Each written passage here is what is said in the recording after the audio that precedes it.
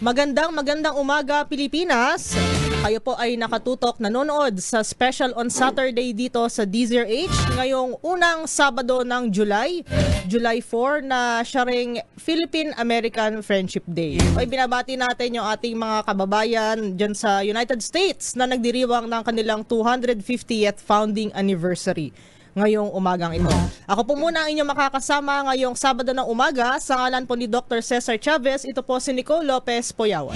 At ako naman po si Julius Nguyen. Sabay-sabay po tayong napapakinggan sa 18 relay stations ng DZRH sa buong bansa. Simulcast din po tayo sa DZRH News Television at sa mga keyboard warriors na nanonood ngayon sa Facebook at YouTube. Kaway-kaway po tayo. Tayo po ay streaming live sa multimedia platforms ng DZRH. Ako pa rin po si Jay Vera Cruz. Magandang umaga, Pilipinas. Ayan, for the past week, Julius and Jay, ang daming nangyari. Meron tayong malakas na lindol sa ibang bansa. Meron tayong mga naranasang mga pag-ulan. Bumaba ang level ng Angat Dam. Buti na lang, tumataas na kahit papaano. Pero before tayo pumunta dito sa usapin ng bagyo, ng iba pang sakuna, puntahan muna natin yung nangyari sa Venezuela. Kasi bigyan natin ng background para dun sa mga kabubukas lang ng radyo. Last week or 2 weeks ago, kung ano nga ba yung eksaktong araw kailan nangyari tong lindol sa Venezuela. Ayan, linawin natin. Sa Venezuela. Venezuela po. Oo, kasi may mga kababayan tayo na nagko-comment na nalilito. Kasi sabi na Valenzuela. Pero it's Venezuela po dun sa mga... Kinabahan nga sila. Oo, sabi kinabahan nila, sila. Tumama na raw sa Metro kasi, Manila. parang nung nakaraan daw sa Mindanao, ngayon sa Valenzuela na. Hindi po, Venezuela. Ayan. So, going back, ang nangyari doon sa Venezuela, nagkaroon sila ng dalawang magkasunod na lindol na ang pagitan lang ay minuto. So, yung una nangyari is magnitude 7.2 and then magnitude 7.5. Na ilan na yung patay? Parang marami na no? Ang gusto kasi natin malaman is parang how do we categorize kung ito ba ay aftershock o hiwalay na lindol. Oo, yun. Kasi diba yung... doublet earthquake ang tawag sa kanya. Dalawang magkahiwalay pero hindi siya aftershock. Yes. Pero parang ano yan, di ba? Ang pagkakaintindi ko, parang kung at almost the same level siya, parang double earthquake siya. Kasi kung mas mababa, yun siguro yung matatawag mong aftershock lang. Oo. Ito, ayon sa latest wire report, halos 2,600 na ang death toll sa Venezuela. Ayun. Kaya magandang malaman natin ang paliwanag mula sa FIVOX. Nasa ating linya si Director Teresito Bacolcol mula sa FIVOX. Sir, magandang umaga po. Welcome po sa Special on Saturday dito po sa DZRH. Yes, ma'am and mga sirs. Magandang umaga din po sa inyo. Director Bacolcol, sir, unang tanong po ito pong pinag-uusapan natin tungkol dito sa nangyari sa Venezuela. Batay po sa amin ng mga nabasa, nangyari po yung sentro nitong dalawang malakas na lindol dun sa kanilang bansa, sa Caracas, na prone din po sa mga lindol dahil ang posisyon niya is nasa boundary ng South American and Caribbean tectonic plates, and since 1812 may mga history sila ng ganito kalalakas na lindol. So tayo po dito sa Pilipinas na suki rin ng mga ganitong lindol bilang tayo naman po ay nasa Ring of Fire. Was there an instance po na nangyari po ba yung dalawang ganito na magkasunod na lindol na minuto lang ang pagitan? Or kung hindi naman po, posible ho ba itong mangyari sa atin? Hindi naman sa nananako tayo, pero ayun po, Director Bacolcol, sir. Yes, ma'am. Hindi naman minuto, but it happened in the Philippines. Hours yung pagitan, although meron din tayong 26 minutes lamang. So hindi lang yung nangyari sa Venezuela kasi 39 seconds, in fact 39 seconds lang, hindi umabot ng 1 minute. And it also happened again, as I mentioned, it also happened before. So meron tayong mga notable examples katulad nung May 17, 1992, meron tayong magnitude 0.1 and then magnitude 7.1 and then magnitude 7.5 and 26 minutes lamang yung pagitan nila. And nangyari ito sa Philippine Trench sa Eastern Mindanao, and nagkaroon ng tsunami waves, although hindi naman masyadong malakas, pero it generated tsunami waves. And meron din tayo 2023, araw naman yung pagitan, December 2 and December 4. Una mag 7.4 And then 2 days after, that was on December 2, and then 2 days after, December 4, nagkaroon tayo ng magnitude 6.8.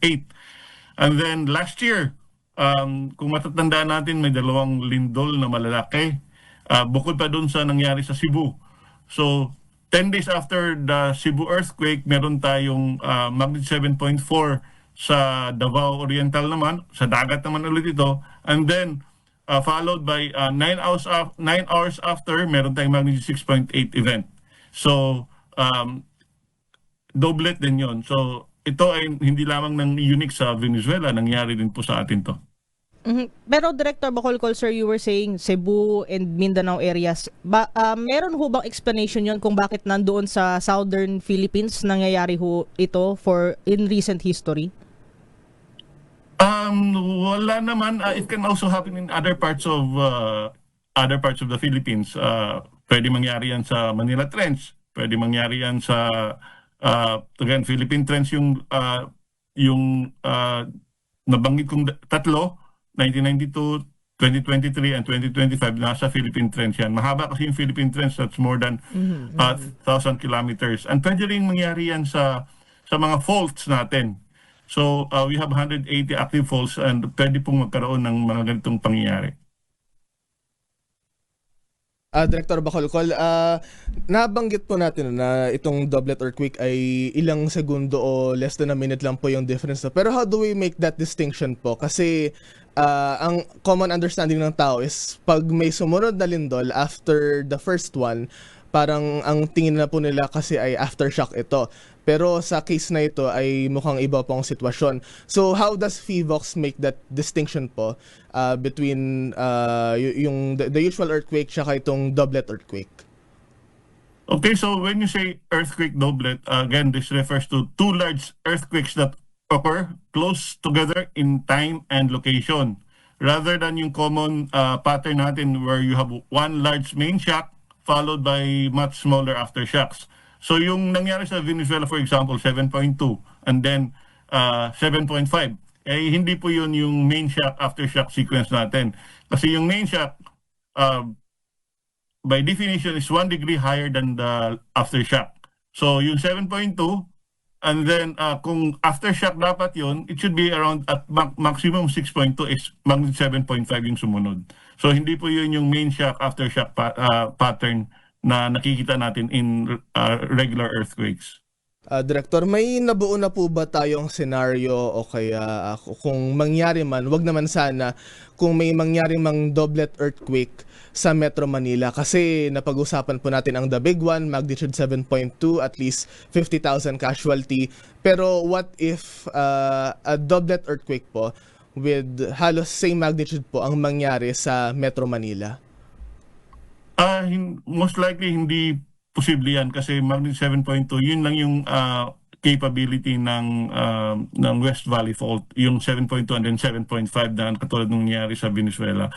Pwede tayong magkaroon ng stress transfer doublet sa may sa East Valley Fault kasi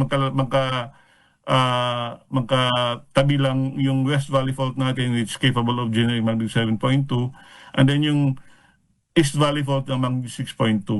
So ang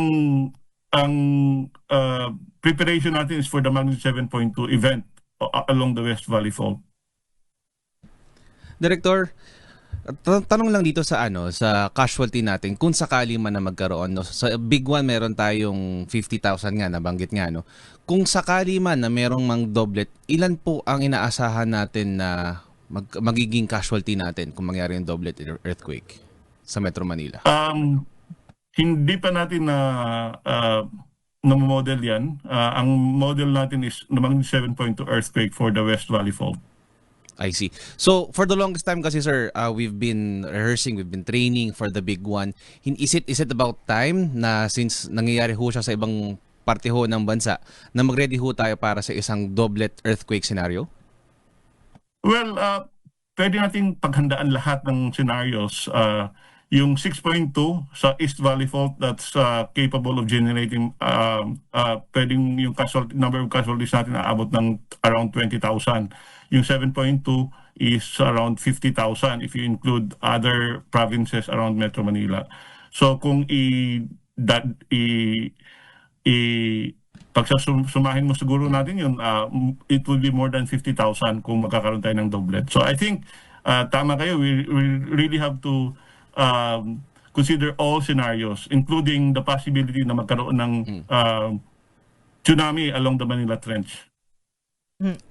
Sir, yung figures na binabanggit nyo, 5 digits na yan, masyado na hong nakakatakot yan. Yung nangyari po sa Venezuela, 2,000 something na po yung patay, and yung nangyari, something na rare, something na unheard of, na ilang segundo lang yung pagitan.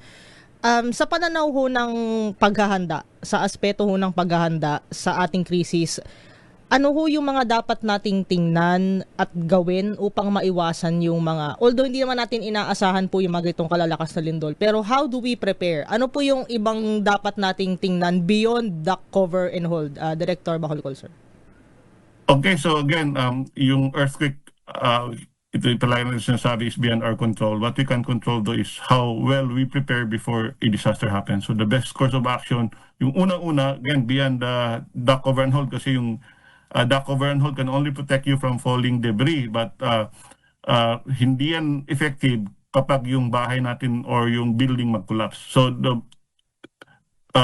first course of action is to check kung yung buildings ba natin o yung bahay natin are earthquake resilient, and kailangang sundin natin yung minimum engineering requirements sa ating building code kapag magpapatay ito ng bahay. Now, yung mga nakatayo na, para sa mga bahay natin, may app tayo para malaman natin if our houses are earthquake resilient or not. Meron tayong How Safe is My House app. Check nila.